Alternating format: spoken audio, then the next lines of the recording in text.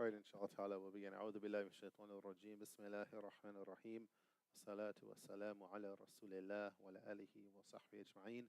اللهم ينفعنا بما علمتنا وعلمنا ما ينفعنا وزدنا علما يا كريم يا رب العالمين. اللهم نسألك علما نافعا ورزقا واسعا وشفاء لكل داء آمين يا رب العالمين.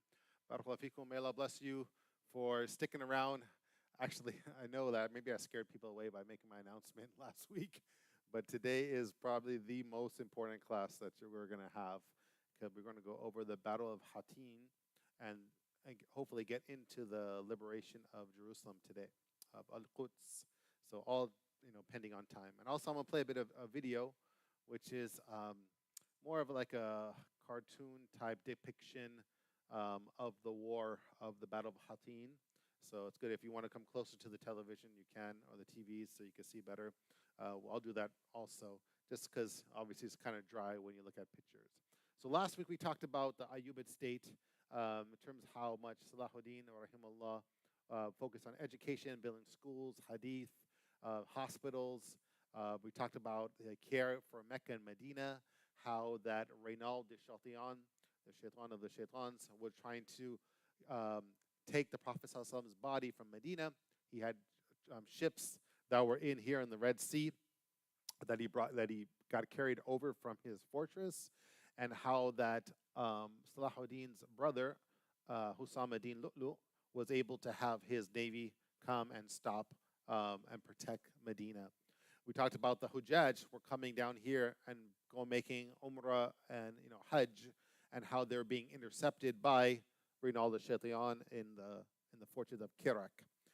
We spoke about the truce between Baldwin IV. He's the king of Jerusalem. He had leprosy, ended up dying, but he made a truce between him and Salahuddin.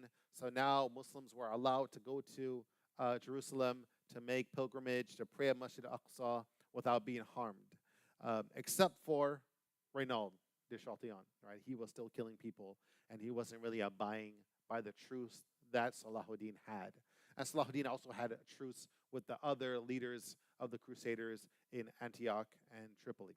Okay, so we went over this all last week. We talked about that after Baldwin IV, there was another Baldwin that came, the Baldwin V, and he died like a year later. He was only 8 years old, and he had leprosy also. And so now they're in a state of who is the next leader, and it was some guy named Guy de Lesion, who will be their kind of like their king for them, if you will. Okay, so we talked about this map, how Salahuddin had this whole area all the way to Yemen, going all the way onto the coast of Tunis, and coming a little bit over here, coming closer to Morocco and so forth. Okay, so we talked about the Battle of Kirak, where Salahuddin went there, tried to confront Reynal de Chaltion, and then what happened is the army of Jerusalem came, and so he had to give up his position and go back. Now he has to come back with some idea now. How am I going to get the Crusaders and attack them? They're not abiding by their truce. So he said, forget about the truce. They're killing Reynald Chaltion is still killing the pilgrims that are coming down. So he's trying to plot a plan to draw out the Crusaders as much as he can, and then attack them and get most of their leaders and most of their knights out, so he could clear a way to go to Jerusalem. He doesn't want to go straight to Jerusalem because they have a lot of armies and a lot of soldiers that are waiting there. So this is what we're going to be going over, what we call the Battle of Hattin. So the Battle of Hattin, let's go to this map really quick here. So Salahuddin's in Damascus. This is Kirak over here. And this is Safaria. Safaria is a place where the Crusaders had like their base, one of their bases, and one of the areas they had a lot of their soldiers in their army. They said that 20 to 30,000 of their soldiers were here, had a lot of water, had a lot of resources, food, so they would stay there. Jerusalem is all the way over here. So Salahuddin decided, what I'm going to do is that I want them to come out from this area here, because if he goes straight to Jerusalem, these bunch of Crusaders that are sitting there are going to come over and attack him. Also, Kirak is right there also. We have to take care of those guys. And so what he wants to do, he's going to get his army from Damascus, come down to this place called Rats al-Ma. And this is where he would set up his base. So what he wants to do is try to hit Safaria right here, get the Crusaders to come out and then attack them. But they know that they're in their home base here. They got water, they got food, everything. They don't want to leave that area. So what he's going to do is that there's a fortress right here called the area called Tiberias, or what's in Arabic is I forgot the word now. How you say Tiberias in Arabic now? That is a fortress right here, and he wants to try to get them to come out of this area here so that he could draw them out of their home base that they're right there. So here in 1183, Reynald broke the truce he had with Salahuddin, captured Muslims' caravans. The guards were killed, merchants and families were imprisoned in Kerak. Guy de Lesion, he is the next king of Jerusalem. Pronounced Guy, he's French. Could not control Reynald, and so had suspicion of him and trying to take control of the area. He just couldn't tell him, like, stop killing Muslims. He just couldn't do it. So Salahuddin says, I got to do something on my own. So in March 1187, Salahuddin sets out from Damascus with a large army and goes to this place called Ras al-Ma. This is this area here. And left his son, his son was named Nuruddin Ali. He named him after Nuruddin. There at the head and then headed towards Kerak. He wanted to go attack Kerak because he wants to keep these guys busy here so they don't come out and help when he tries to attack this area here. So he does a little raids here. He's attacking this area. So Kerak, they're busy there. His son's here. He's going to send them on a raid here to kind of try to capture and surprise them. Everyone knows Salahuddin's down here, but they don't know the rest of his armies right here. So they're going to try to go here and try to attack in Sephoria. Okay. So that's what he does here. So that's the map there. In 1187 is the Battle of Sephoria. So Salahuddin sent an army at the head of his son, Nuruddin Ali, and his top generals to Sephoria. And they attacked him at nighttime. They were sleeping. They weren't aware. They were able to come in there. The Muslims attacked them early in the morning, captured many of the hospitallers and the knights. Hospitallers are a rank of crusaders that are high class in terms, not high class, but a high knights, if you will, well-skilled knights. Okay, they call the hospitallers and also called Templars. Templars, another section of the Crusader army. Okay, so they were able to capture them. Salahuddin receives news of the victory. He gets quite happy, right? He said, "Okay, that's my sign. Let me get back to this area over here." So he does a lot of attacks here. These guys are worried that there might be an attack. He goes back and meets his son in this area here, right? This area close here to Tiberias.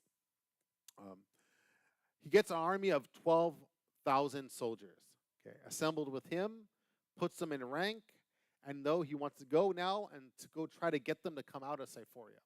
Okay, the Crusaders, they know that's what Salahuddin is doing here. Go back to the map here. That he's going to try to go to Tiberias right here, and there's a fortress there. Raymond, the third Raymond, is one of the counts of Tripoli, mainly the leader of Tripoli. His wife is in the fort of Tiberias, okay? And Salahuddin is going to purposely attack this fort, knowing that his wife is there, hoping that Raymond that's in here in Sephoria will come out and try to help his wife. And so that will pull the Crusaders out from this area and go to this lake here. This is called the Sea of Galilee, or Tiberias also. And this is also in the hadith of the Dajjal, that if you remember that when Tamim ad-Dari, rahimahullah, when he went, that he went and he talked to Dajjal, he was chained up on an island.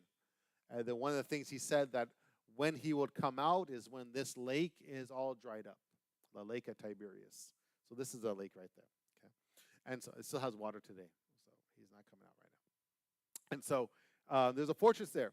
So Salahuddin starts attacking that fortress, okay? He starts attacking the fortress. Those crusaders in Sephoria start saying that, hey, let's go and help Raymond's wife in Tiberias. We got to go. We got to show them, right? We can't be cowards. What happened is that Guy de Lesion says, no. We're right here. This area between Sephoria and Tiberias is kind of hard to see there. I should have zoomed it up a little bit. It's all desert area, not desert, really dry area. And so he doesn't want to go out there because he knows that Salahuddin has his own army there. He don't want to go and get attacked and will get, be inside any type of trouble. But you have overzealous Templars and Hospitallers that say, no, we are, the knights of God, of Jesus Christ. We have to honor him, right? This is what we're here for. We got to fight the Muslims. And so even Raymond says, leave my wife there. I don't mind. I know Salahuddin. He will not hurt her, right? He's a man of chivalry, and he respects him a lot.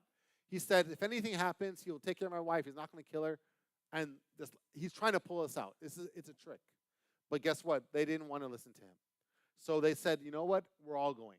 So Guy de Lesion, the king of Jerusalem, Raymond, the king of Tripoli, and Renaud de Chatillon shows up here, and all three of them with their army of around 20 to 50,000 soldiers go out towards Tiberias. Now we got to help them. We got to take over that fort, and we got to help. There's one of our queens that are there that we need to help them, if you will. Okay, they take the true cross. So they have a thing called the true cross. The true cross, they believe, and there's like a little depiction of a picture of it right here, that this is the cross that Jesus alayhi salam was, according to them, was crucified on. And so they still have that cross. Even today they have relics of it, and it's kept in Palestine in the church of the Holy Sculpture. And so it's still in that church today. Okay? And so they would bring it to them in the battlefield to like bring barakah and blessings and kind of like motivate them. Okay?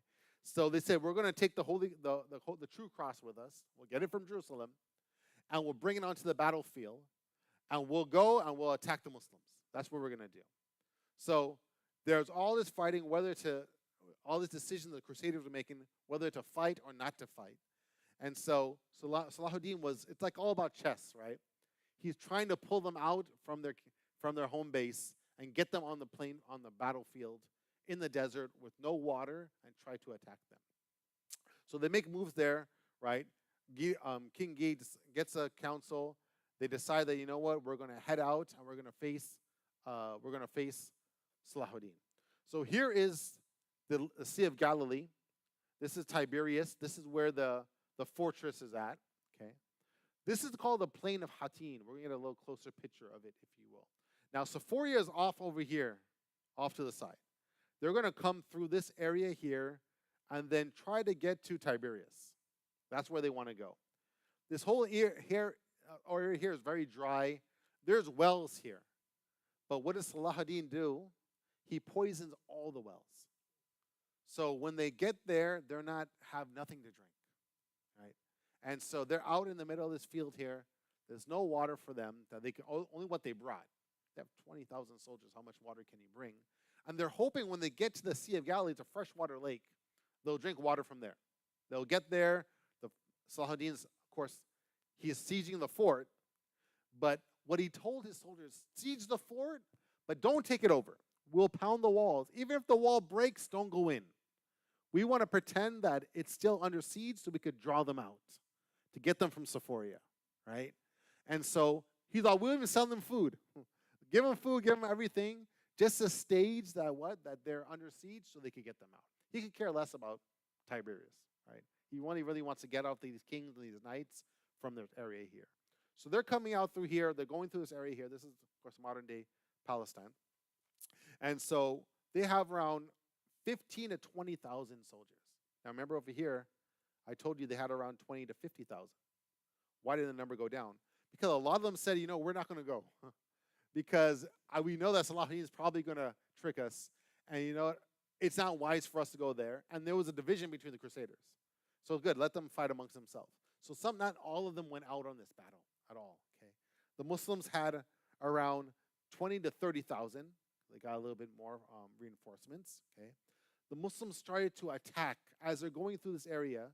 They started to attack them. They had archers that would come on horses, shoot arrows at them, and then run away.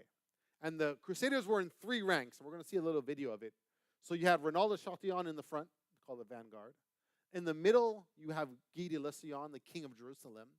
And the back, you have the Hospitallers and the Templars, led by this person named Balian from Iblis. Okay, Balian, if you watch the movie Kingdom of Heaven, that he's one of the main characters there, right? He's one of the big knights, if you will. So they're in these three sections, if you will. They're going through the desert.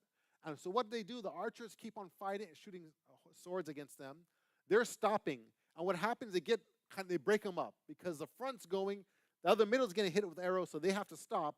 The back is getting hit with arrows, so everyone spreads out. They said the army was spread out in a 2-mile section. 2 miles is quite far. Okay, so they broke them up exactly what they want them to do. Okay? And from there, the Muslims were able to attack them even at nighttime. What they would do, as I mentioned last week, that they would beat the drums at nighttime, that they would come and raid their camps where they're sleeping. So they made sure that they won't get no rest at all. Remember, they have no water. They can't sleep, right? So you're going to get fatigue, okay?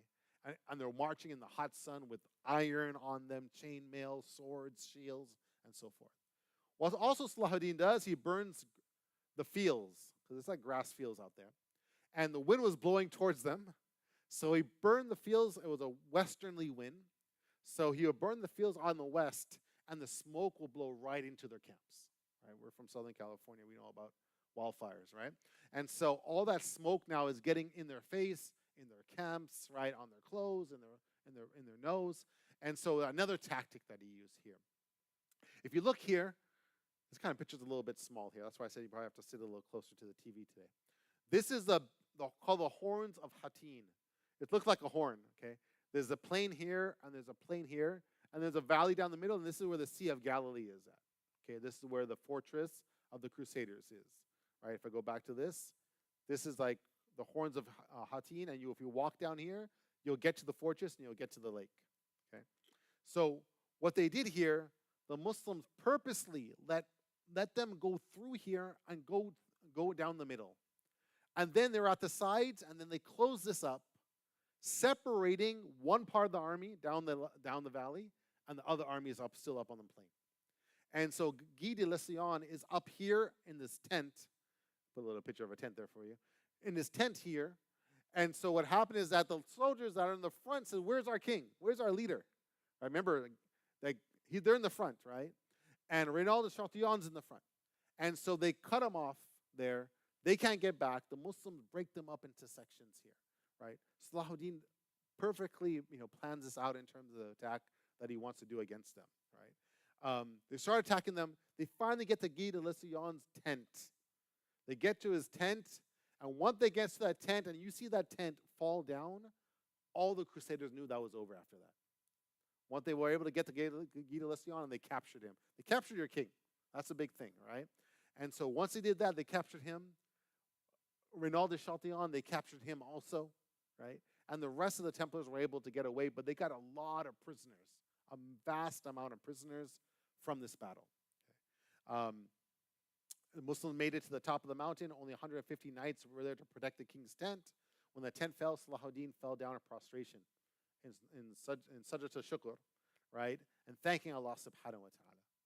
This all happened on a famous day for us, July 4th, 1187. So this is another reason to celebrate July 4th. If you want to buy fireworks, this is also another thing that you can have your niyyah in your heart to light fireworks, inshallah ta'ala. So if everyone says that you're doing bid'ah, they say, "Oh, I'm celebrating the Battle of Hatin." Okay, alhamdulillah. They say, "Okay, no problem, no problem." Okay. So July 4th, 1187, right? This is when it marks the victory. This is actually the true cross that they have today. It's only like 1 or 2 pieces of wood. So what happened is that the Muslims captured the true cross. And Salahuddin took it, and it was in the hands of the Muslims now. Okay, that's like pretty bad. That this is like your main thing that you have as your relic of Jesus Christ for them. That they have. Imagine if we had like the original copy of the Quran or something, and somebody takes it. That's the morale goes down. So when they took this, all the soldiers knew that it was over, and they all kind of gave up and they surrendered. And so Salahuddin took a lot of prisoners that day. On this time here, this is when Salahuddin, what he does in this famous scene, he goes and he gets Guy de Lesion in front of him. He's brought to Salahuddin in Salahuddin's tent. And Reynald de Chatillon is brought. And they're sitting in front of Salahuddin. And they're scared to death, like always, right? Salahuddin goes, and he has this little box, and it has ice in it. So back in the day, they would go up in the mountains, and they'll chip off from snow, and they'll keep it in a box, and they'll use it to eat, and also to make, they put fruits in it also, and so forth. So he gets a cup, a chalice, he gets it with ice, puts water in it, and he gives it to Guy de Lesion. Okay, he's the king of Jerusalem. Okay, and what that is a sign of, I mean, you probably won't know this. That means if a capturer captures you and gives you something to drink, that means that you're his guest. So therefore, that means that he's not going to kill you. That's a sign. So Guy de Lesion takes a drink, and what he does, he looks over to Reynald de Chatillon and gives him the cup. Reynald de Chatillon starts drinking it. Salahuddin sees him and says, I did not give you the cup. He says, no, you did not give it to me. You gave it to Guy de Lesion, right? So I did not give you the cup, but I gave it to him. He goes over to Reynald de Chatillon, takes him over, chops his head off, right? Kills him righteously from what all that he has done to the Muslims and all the people that are making Hajj and Umrah that he would go and kill, right? All these people this guy would do, right? It's numerous amount other Christians that he killed. And Guy de Lesion is scared. And then he tells Guy de Lesion that it's not the manners of a kings to kill kings. Salahuddin has a lot of adab and akhlaq, yani, on a whole other level. So he said it's not the mannerism of a king to king another king, to kill another king. But him, he broke the truce that we had, and he violated all the rights of the Muslims. So this is for the Muslims that he killed. Okay, the sounds like, okay, all right, I'll fine. So they capture Guy de Lesion, they keep him in prison, right? And they don't let him out, but they kill Reynald de Chatillon. Right? Balin for Ibelin and Raymond was going there to save his wife. They escape. They leave the battlefield. Raymond says, okay, that's my wife. I don't know, maybe I'll come and get her later on. So he just leaves the battlefield. Right? They take off and they go. So, but they get tons of soldiers, of knights, of Templars and Hospitallers. Okay, so this is off here. He said, how often? He said to him, I actually have the quote here. Salahuddin said, how often you broke promises and betrayed others. Reynald replied, kings have always acted thus, and I did nothing more. See, that's what kings do. They betray. So he thinks that's a good answer for Salahuddin. That's not going to work. So Salahuddin stood up and said, here I am standing up for Muhammad sallallahu alaihi wasallam. Right? Gave him the option of accepting Islam, but he refused. So Salahuddin unsheathed his sword and struck Reynald. Salahuddin said to King Guy, it's not the habit of kings to kill kings, but this man was killed because of his transgression and his evil. Right? Look at that, subhanAllah. And this is the exception that I'm making, he's saying. Right? So they got around 230,000 knights. This is Salahuddin. I want you guys to understand this. This is one of the biggest crusader armies that were coming. Templars and Hospitallers are like one of the most evilest sections of the crusaders that they had. These guys will rape, pillage villages, and they'll wear a big cross on their chest just to let you know that they're Christian when they're doing this, right? And so these guys were extremely evil. And so what he said, that I'm going to execute all the Templars and the Hospitallers. This section of the Crusaders, of the Knights that are a little bit more high-skilled. He said, if you're not a Hospitaller and if you're not a Templar, you don't have the big cross on your armor, on your shirt, get off and go to the side. We're just going to take you in the market. We're going to sell you whatever into servitude, or let you go do something else. So he had all the Crusaders, all the Templars and Hospitallers lined up. Then he told one of his translators, because remember, most of them are from Europe. They don't understand Arabic, so he's not able to talk to them. So he said, one of his translators, walk down the line here and tell them, if you're Muslim, you will not be executed. So they will go down. He said, if you're Muslim, you won't be executed. If you're Muslim, you won't be executed. If you're Muslim, you'll be executed. So some people said, okay, I'll be Muslim, right? So a bunch of them said, yeah, okay, I'll become Muslim, no problem, no problem. And so many of them became Muslim, right? You could say, what is there? Are they lying or they're not lying? If you guys know the hadith of the Prophet ﷺ and some incidents of this, so you take their word for it. But obviously you understand the distance you have to give them to make sure who they really are. So a lot of them became Mamluk. They became soldiers in Salahuddin's army, right? So they become Muslim, but they're still, because they're Mamluk, because they changed over, that they're in a special section of the army because they don't know what their favoritism yet, right? So they end up fighting for Salahuddin. They change sides. It's very interesting. Those guys that were not Templars, they run over and they say they stood in line. And so the guy who's talking down the line, he's like, "You're not a Templar. What are you here?" He's like, "No, execute me, like, or I'll become Muslim." He's like, "No, that's not the option for you guys. You guys have to go over there." But he only did it for the Templars, right? For those guys, because the rest of he executed the rest of them, if you will, right? So around 200 to 300 were executed. That's a small number to an army of 20,000. So majority of them, either that he let go or they became Muslim, and he put them in their section of that army. Right? So I'm going to show you the small video here, inshallah ta'ala. It kind of goes over the battle. Let me see if it works well here. And there's probably no audio too. That's another thing. So I'm going to have to put, one second. I always press this button thinking it's the volume button, but it's not. It's a power button. 1 second. Okay, so let me get this out here. I'll move it up there. Oh, okay, you can see my screen. Okay, we're perfect. We're good. All right, here we go. Bismillah. So this is kind of going over Salahuddin, kind of starting this area here. So let me see. 1 second. Sorry, let me get the audio.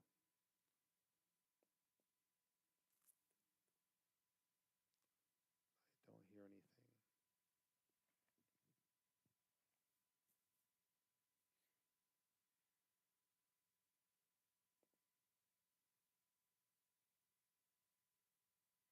Yeah, I don't know where the audio is going. 1 second.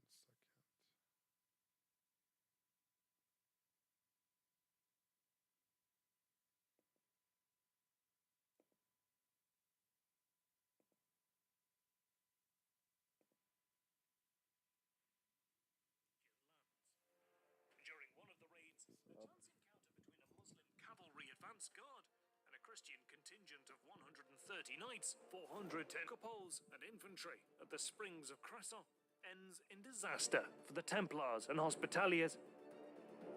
Heads of knights on lances and prisoners chained to horses are paraded in front of Tiberius. The calamity at the springs of Cresson is a wake-up call for the Christians, who quickly mend old rivalries and unite in the face of the conflict that is coming.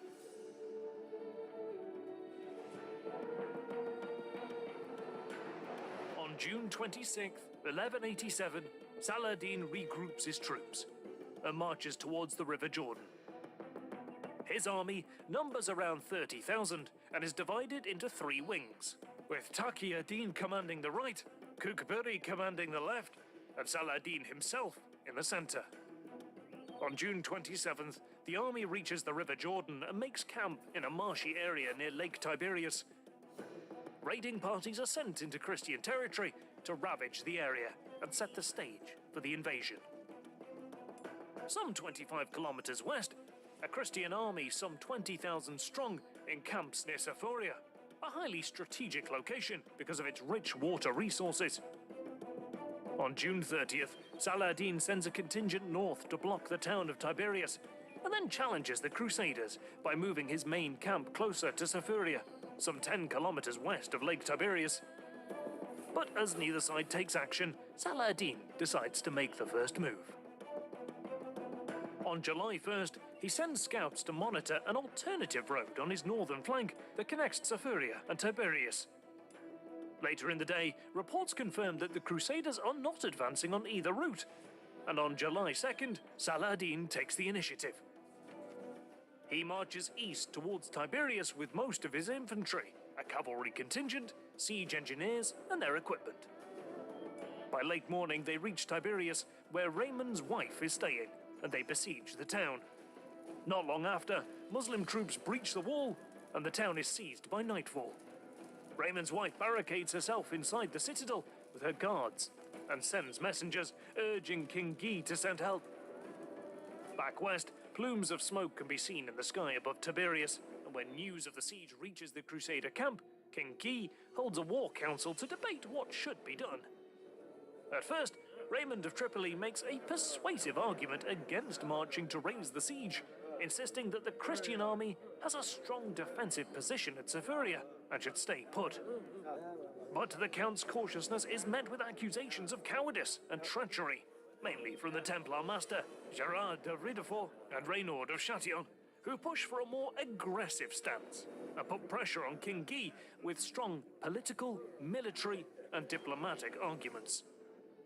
Persuaded, the king sends a herald through the camp to sound the call that the army will march to the rescue of Tiberius at dawn. And on July 3rd, the Crusader army makes way. They set out with Raymond of Tripoli commanding the vanguard. King Guy leads the centre, where the Bishop of Acre carries Christendom's greatest relic, the true cross, on which Christ is believed to have been crucified. Balian of Ibelin commands the rearguard, where the Templars and Hospitaliers are stationed. King Guy orders the men to march with haste, planning to reach the besieged town by the end of the day. But as noon approaches and the sun rises across the clear, cloudless sky, it becomes apparent that the day will be extremely hot. There is no breeze, and the scorching heat slows down the column. By midday, the army reaches the next watering point at the village of Turan, only 1/3 of the way. But as they press on, there is no escaping the sun and the thick dust raised by the marching troops. It becomes clear to King Guy and his officers that they will not reach Tiberias in a single day. As the column moves away from Turan, detachments of Saladin's fast-moving horse archers appear from nearby hills and begin harassing the Christians, cutting off their line of retreat. The Crusader infantry closes ranks to protect the cavalry against hit-and-run attacks, but the number of casualties in men and animals begins to rise. The day wears on, and the constant harassment and sporadic clashes slow the Crusader rearguard down to a crawl, and they become separated from the rest of the army. Fearing the loss of his elite shock cavalry, King Guy orders the centre to stop to allow the rearguard to catch up. He relays the message to Raymond, ordering him to halt the vanguard. But as the entire Crusader column gradually gets encircled by the ever-increasing number of Saladin's horse archers, it becomes clear that they have fallen into a trap. After quickly taking Tiberias, Saladin had time to return, leaving only a small garrison to block the citadel. And with his main contingent, he is now blocking the road. With nightfall fast approaching, the exhausted Christian fighters, slowed by thirst and hemmed in by Muslim forces, cannot fight their way past Saladin's fresh troops. King Guy has no choice but to order his men to make camp where they stand. Not far from the king's tent, the main Muslim contingent also encamps for the night. But the night ahead will be a difficult one for the Crusaders.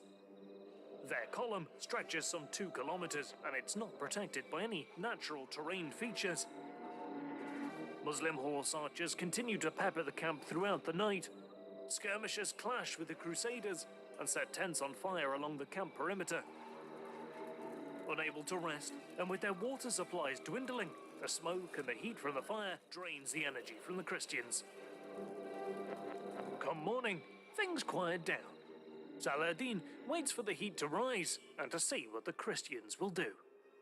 Crusaders, now without any water and tormented by thirst, have only one aim: the village of Hattin, where there is a water source.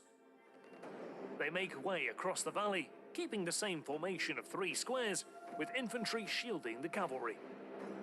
Saladin's troops set fire to the nearby brushwood, sending choking clouds of smoke on a westerly breeze towards the Crusaders.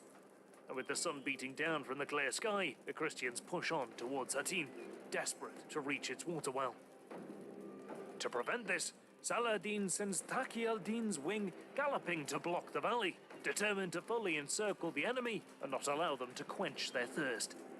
He especially wants to wear down the knights and their cavalry, aware of just how dangerous their frontal charge is. Taqi skirmishers riding close, then hit and run to test the flanks of the Christians. Horse archers then unleash volley after volley onto the Crusader column. Exhausted, thirsty and disheartened, the Crusader infantry starts to break away from the mounted knights. They disperse and flee, with a large group heading east towards a hill called the Horns of Hattin, and another group fleeing north towards the village of Nimrin. Seeing the fleeing troops, Muslim riders open gaps in their line to draw out the enemy infantry. King Guy and his officers realize they are doomed unless they can break through. But the Muslims charge the rear of the column, and the Templars and Hospitaliers become heavily engaged, forcing Guy to halt for a second time to prevent the cavalry formations from breaking up. But in the front, Raymond of Tripoli is already edging away from King Guy's cavalry formation. As he advances, the Muslim riders begin opening another gap in their line. Raymond decides not to sit and wait. He gathers his knights and charges Taqi al-Din's cavalry. The Muslim riders let the galloping Christians pass through, showering Raymond and his men with arrows as they retreat from the battlefield. Back in the smoke-filled valley, the Christian knights are dying. Guy orders the cavalry to move towards the Horns of Hattin through a gap already created by the retreating infantry. He knows that there are shallow pools of water at the top of the hill, and hopes they are not dry. Meanwhile, on the hill, Saladin's troops close in and engage the Christian infantry. Exhausted, the enemy infantry barely put up a fight, and they are quickly overwhelmed. The Muslims then turn towards the King of Jerusalem himself. Throughout the incessant close-quarter fighting, Christian knights gather around to protect the true cross as they retreat towards the hill. But at the top, they find no relief and no water. King Guy rallies his knights and raises his red tent to provide a focal point, but to no avail. Muslim troops push up the slope and engage the Christians. In the melee, the true cross falls into Muslim hands. Seeing this, the surviving Christian knights rally and charge downhill to retrieve it, pushing the Muslim line back. But they have no fight left in them, and soon begin to take heavy casualties. Finally, King Guy orders them to surrender. The knights dismount and collapse on the ground. King Guy is also found on the ground at his tent, utterly exhausted, barely having enough strength left to hand over his sword. Saladin's army has won a great victory. King Guy is captured along with many nobles and knights, among them Reynard of Chatillon. Saladin orders that ice water be brought and offered to the king. Then, according to Imad al-Din, the king, having drunk some of it, handed the cup to Reynard of Chatillon. Whereupon the Sultan said to an interpreter, "Say to the king, it is you who give him to drink, but I give him neither to drink nor to eat." By these words, Saladin wishes that it be understood that honor forbade him to harm any man who has tasted his hospitality. And with that, he swings his sword and strikes Reynard on the neck, thus fulfilling his oath to kill the truce breaker. But more importantly, the large Crusader army that is destroyed at Hattin cannot be replaced. Without it, Christian castles, towns and cities are now defenseless. By 1188, only Tyre and It's a little, maybe not, give you a little idea how the armies moved through there and so forth, how they give you a little depiction of it.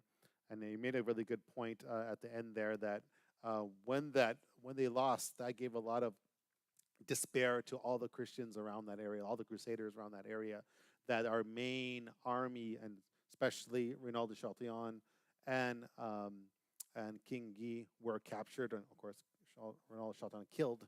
And so, and you remember, it's even mentioned that Raymond, when he left the battlefield, that ended up dying later on because of such a big loss that they had. They say he died out of depression that he had, and so that was a big thing. And so that pretty much, this battle here is what pretty much led to Jerusalem falling, because there's no king in Jerusalem now.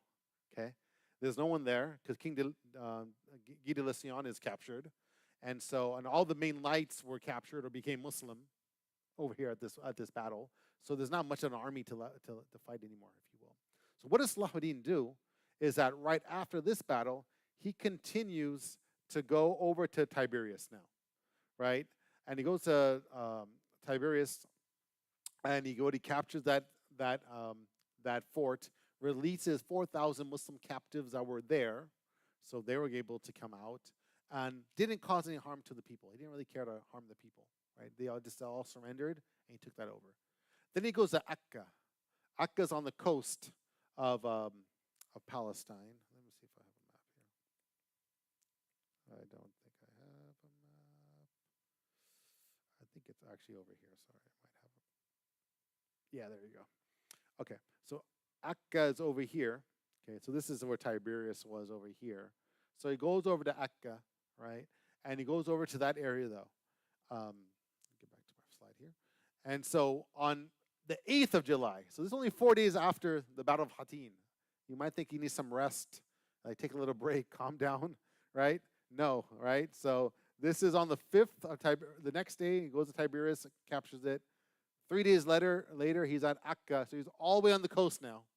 Gets up and goes, right? And goes over there to the people, and they beseech him for safety, like, we don't want to fight you. He takes over that coastal city.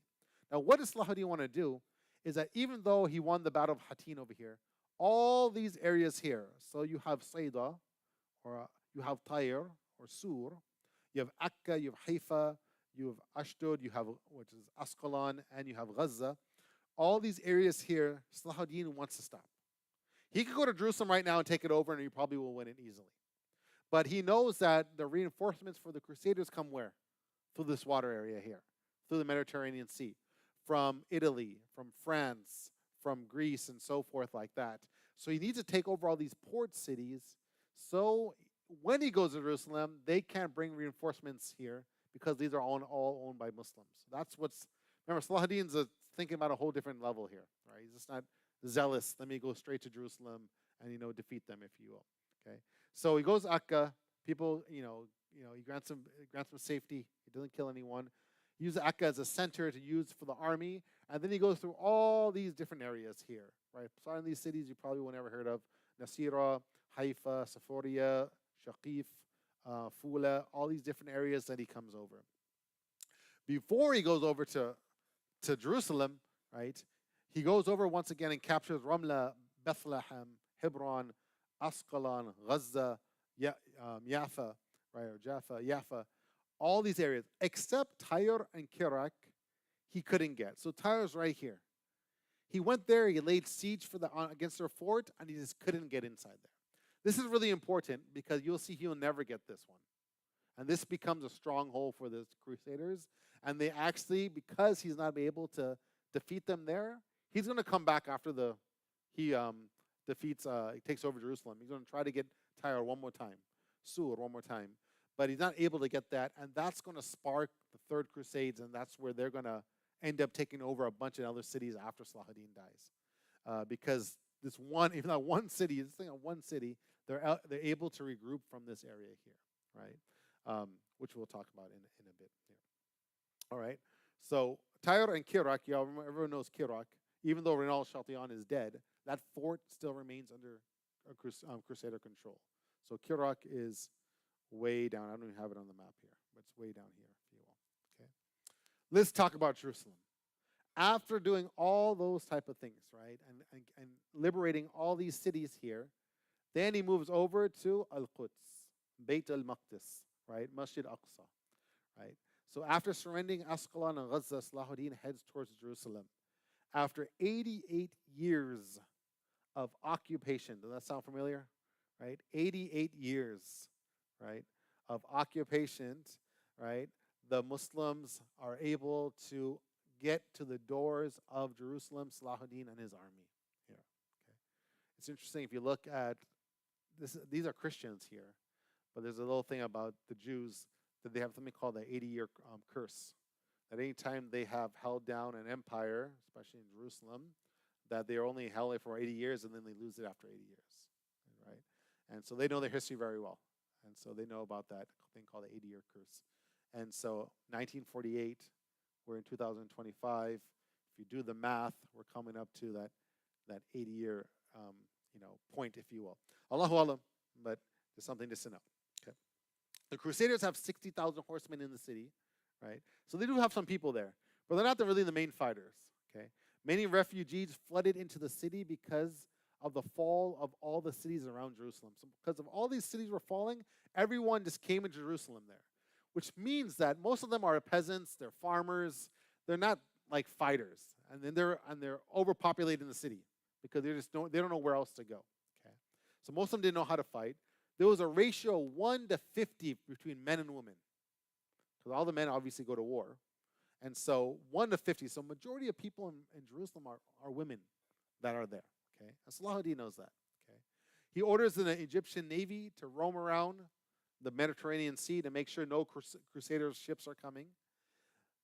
As this is happening, this way, Salahuddin is a character. As he's at the walls here and he's coming into Jerusalem, right? Balian of Ibelin, remember, he was at the end and the back heading the cavalry of the crusaders at Hattin, right? And so as Salahuddin is sieging Jerusalem, Balian comes walking. And Salahuddin's like, what are you doing here, right? And obviously he's a knight, so this is almost like war. Okay, he says, I'm not here to fight. Okay, and he respected Salahuddin. They met a couple times before. They knew each other. Okay, and they respected each other. And so he says, Salahuddin, my wife is in the city in Jerusalem. If you don't mind, can I go into Jerusalem and get my wife, and I'll come right back out. Okay, and I won't fight you. I just want to get my wife, and I'm going to leave. What does Salahuddin say? Sure. If that's what you want to do, go ahead. This is a knight. This is not like a regular guy that farms on the weekends or something. This is one of the leaders against him in Hattin. But since he's coming there, you understand he wants to get his wife, he says, okay. Balian goes into the city. Everyone sees him in the city. This is a knight. They said, Balian, we don't have no one to lead our army here. And how did you come in here? You have to stay here and lead a fight against Salahuddin's army. They're outside the door. Balian says, I know, I see them. Everyone can see them. They're out there, okay? But he's like, I gave my word to Salahuddin. I'm just here to get my wife, and I'm going to come out. Sorry, guys, I'm not here to lead your battle. They said, you have to. If you're a real, true Christian, right, and this is the land of the Holy Land, you have to stay here and defend us. So he feels kind of bad. So he goes back out to Salahuddin. He says, Salahuddin, I met the people. They want me to stay and fight against you. And he says, I really regard my word very high. So I don't want to go against my word. If you will, would you release me of my word that I gave you, that I would go in and get my wife and come back? And I will stay in there and I would fight? It's crazy. It's a crazy request. What does Salahuddin say? Sure, go ahead. If you want to go and fight us, go ahead. Go back there.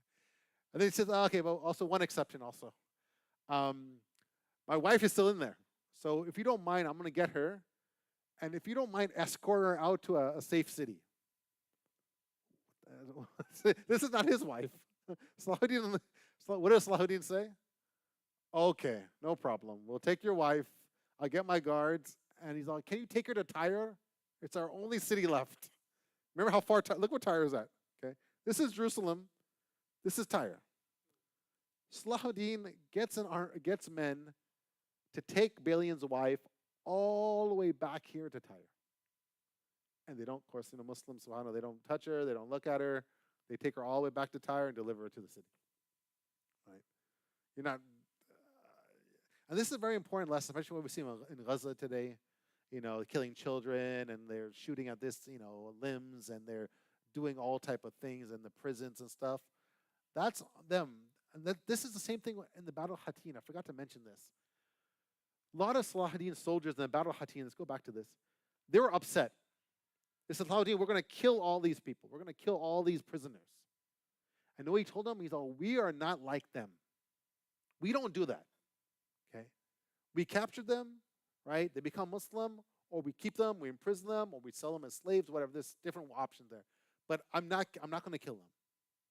And then look what they did to us in 1099. They killed 70,000 Muslims in Aqsa, right? And Salahuddin had a little riff with them. He said, we are not like those men. We're different, right? So there's adab even on the battlefield. And so that's why here, like, even though you're saying, what is he doing? Don't you see what kind of war? Even today, like, if you look at you could talk about Hamas all day long. But the way that most of the prisoners you see there, Some of them look better than when they came in. Yeah, some do look bad. I mean, obviously you're 2 years in a tunnel, right? But you don't see limbs missing, like bones, like they're hugging the Hamas soldiers. You saw some girls that they were happy. They're waving bye to them. Like, and they don't like those videos. They don't like those videos. But that is Islam. Like, that is Salahuddin. That is the deen. That is the Prophet sallallahu alaihi wasallam. They do a lot of bad stuff for us, but we have our adab and our etiquettes, right? We're not maiming. We're not mutilating bodies and so forth. And so the same thing here. He gets Balian's wife, sets up a group. You might want to have all your soldiers out this battle, but he has set a group now to take this lady all the way back up to Tyre, and that's what he does. Okay, so he does that. He sets up here on Rajab the 21st, right, 1187. They get their mangonels, these big, humongous, catapults. You put a rock on this thing, you wind this guy up, and it just boom, and it hits there. This is the wall. You can see one of the towers here got pushed over, and they just start pounding the walls of Jerusalem. Okay, and the people inside are just waiting for this wall to find out. And they said, Ibn, we have to fight back. So as Salahuddin's army comes closer, they do make a front. They actually make a good push back, and they push Salahuddin's army back. They actually kill a lot of his soldiers. You can see this like one of the towers that they roll up to the wall. And remember I told you they just cross over? They pushed it down. They lit it on fire. A lot of soldiers end up dying. So Salahuddin kind of saw what's kind of going on at the same time. Okay, but on the 29th, they were able to have a gap in the wall. They broke.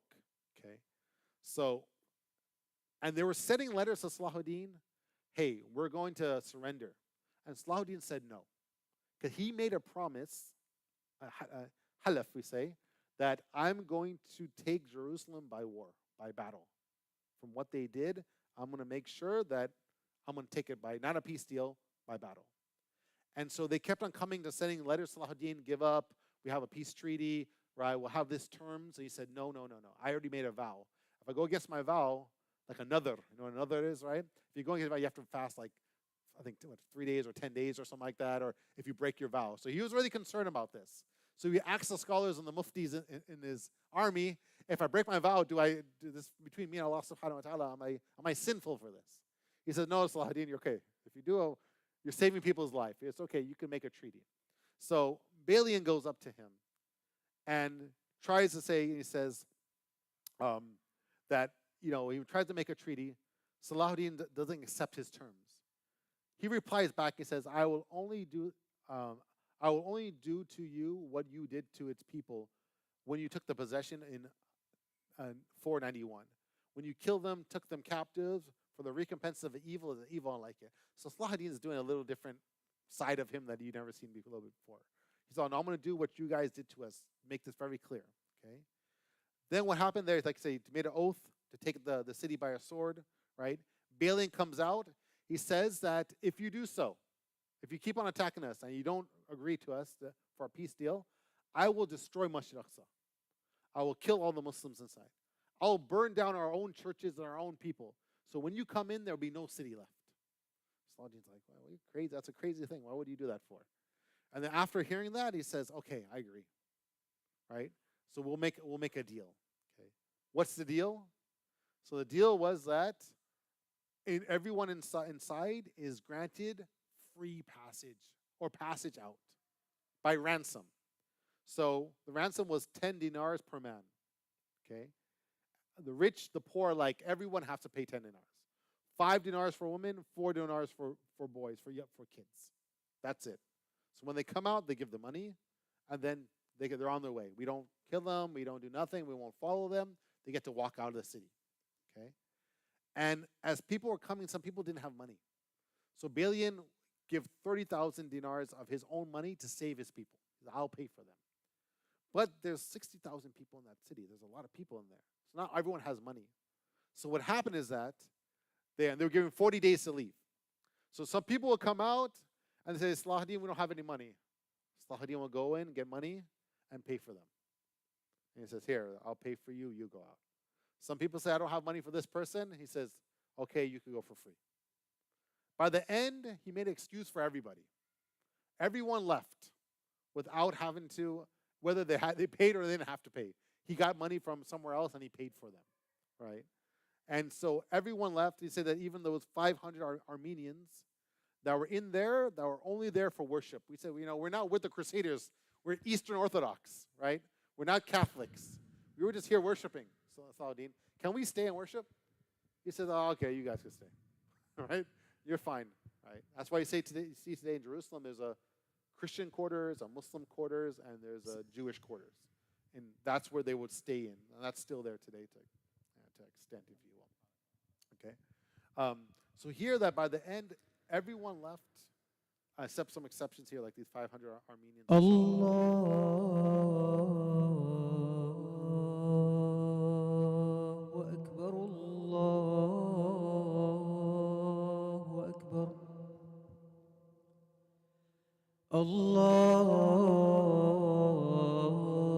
الله أكبر الله أكبر أشهد أن لا إله إلا الله أشهد أن لا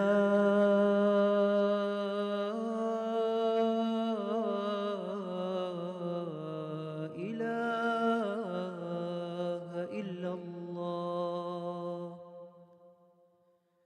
أشهد أن محمد رسول الله أشهد أن محمد رسول الله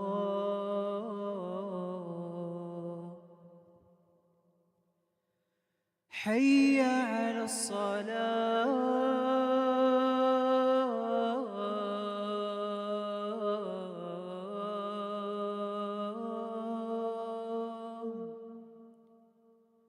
حي على الصلاة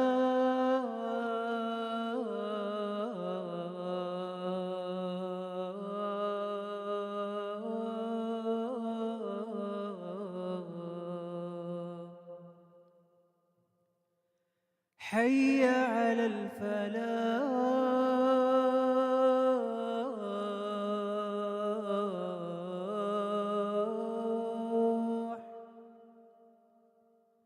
حي على الفلاح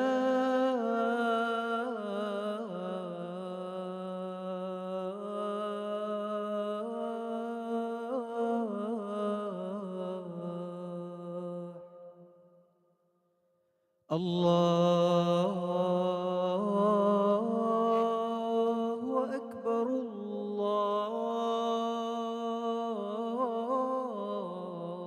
الله أكبر لا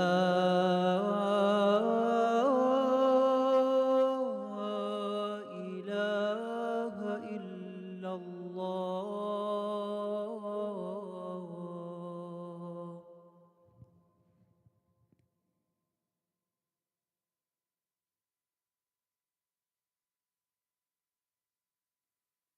So at the end, so we said at the end, all the people were able to leave. Now, like I mentioned, when the Crusaders, back in 1099, when they came in to Jerusalem, right? Remember I told you, 40 to 70,000 Muslims were killed. Okay, we're seeing that very similar numbers right now. We're seeing in Gaza. I think it's much higher than what they're reporting, right? But that happened in like a day, one or 2 days. Salahuddin knows that very much. Remember, he said that I'm going to do the same thing like what you guys did to us. Obviously, he's not going to kill women and children. That's not his thing, right? But here at the end, he lays them all to go. He said, I'm returning back to Jerusalem as it was before you guys came. You guys were allowed to come and make pilgrimage, right? There was we weren't blocking, the Christians from coming. There was some of the Seljuks that did that, so there's some truth to that, right? But he said, I'm just kind of making the city back how it was before. Right, this before you guys came and caused all this nonsense, all these different type of things, right? And so there's a verse in Surah Dukhan here. It says, how many of the gardens and fountains have they left, and the crops and noble places, and the goodly things wherein they rejoice? Thus we cause to inherit it and other people, right?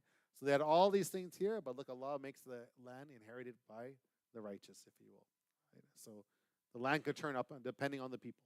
Right? It's something that's ahead of us now. Right? So this happened. This siege was only a 12-day siege. 12 days is not nothing, even last 2 weeks. As I mentioned, they didn't have much of an army. Okay, yeah, Balian put up a little front, but 12 days is not that bad. And so the Muslims were entered into Al-Quds, Jerusalem, on October 12th, 1187. This is to end up being the same day as Rajab, the 27th. That should ring a bell to your head a little bit. As that's known, that's the date of Isra and Mi'raj, when the Prophet ﷺ first time went there, subhanAllah, right? And so that happened on this same day. That's another event to remember now. When Isra and Mi'raj comes on, that's also the day that Quds was liberated by Salahuddin. Just a couple little terms here. There's Masjid Aqsa, which is technically this whole area here. This is the Dome of the Rock. As you guys know, that is where the Prophet ﷺ went up for the Mi'raj. Okay, this is called Masjid Qibli, but this is where they pray at right now. Okay, but this whole complex is known as Masjid Aqsa. Also, they call that Bayt al-Maqdis, the holy house. Okay, so that is also known as the area. The city of Jerusalem is called Bayt al-Maqdis because Jerusalem was this whole area. It's much more expanded now. And then you probably heard the term Al-Quds. Al-Quds is just like abbreviation from Bayt al-Maqdis. It became a little shorter, if you will. After, I think, the Abbasids and the Umayyads, they started calling it Al-Quds, if you will. So some of the terms that if you want to know why they call it different names. Okay. So Salahuddin entered on the day of Jum'ah. Right? He ordered that the city be built how it was before, taken over from the Crusades. He brought in marble and gems from Constantinople, from all the way from Istanbul, to be placed in Masjid Aqsa to make it look nice, right? After they, desecrated it. He removed the large cross on the Dome of the Rock. He moved that out, took that off. Some people suggested that he should demolish the Church of the Holy Sculpture. This is where they have the true cross. The Christians have the true cross. And they believe this is the area where he was crucified. But he said, you know what? I'm going to keep it just like Umar Raylahan kept it. I'm not going to do anything to it. And it's still set there today. And I think I mentioned to you that the keys to that church is still in the hands of Muslims today, ever since Salahuddin got it. When he got it, he kept the keys to a certain family that you open it and you close it for them, right? Even though they're allowed to pray in it, but this is our land. And so even today, those keys are still with the Muslim family that opens and closes it. Some churches, Christians paid the ransom, but requested Salahuddin that they stay in the city. They will not disturb anyone. And he accepted that, and they had to pay the jizya. Right? Jizya is like governmental tax for staying in the city in a Muslim land for your protection and so forth. No house was plundered. No one was harmed. No blood in the streets. No killing in the churches. Women asked about their captives, their husbands, and their fathers, and Salahuddin ordered that they be released. So women would come and say, "You captured my wife. I mean, you captured my son. You captured my husband." And he said, "Who is that?" "Over there." And he said, "Okay, now you could go. You could take them." And so he would just let them go like that. That's how Salahuddin was, right? He felt bad. Like people would come and cry, and then he would give back their kids to them and who were separated and so forth like this. The first khutbah that he did, because it was on a Friday, this is supposedly the membar. If you remember, Nuruddin had a membar created or built for Masjid Aqsa. He said, when I liberate it, I will put it in there. And what happened, it never got there because he died. So Salahuddin asked for it to be brought from Damascus and put in Masjid Aqsa.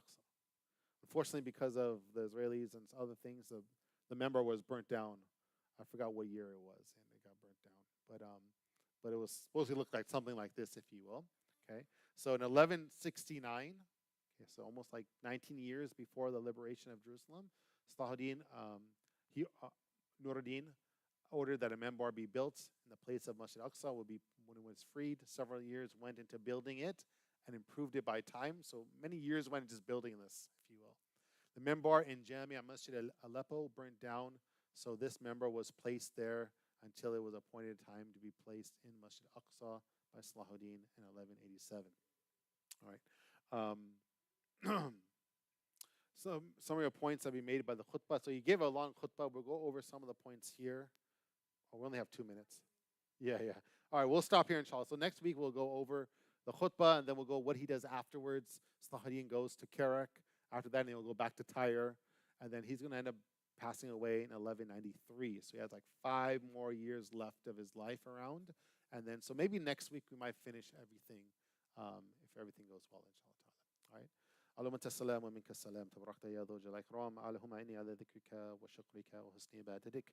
ربنا تقبل منا إنك أنت السميع العليم وتب علينا إنك أنت التواب الرحيم. ربنا آتنا في الدنيا حسنة وفي الآخرة حسنة وقنا عذاب النار يا كريم رب العالمين.